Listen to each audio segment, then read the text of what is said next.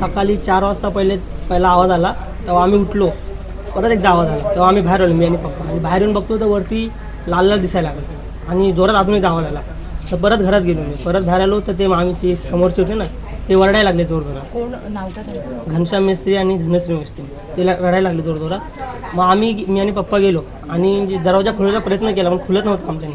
तर आम्ही दोघांनी लाथा मारून दरवाजा तोडला आणि तो बघितलं सीन, तो बघून कसं तरी झाला आम्हाला. तर आम्ही बोंबा मारल्या.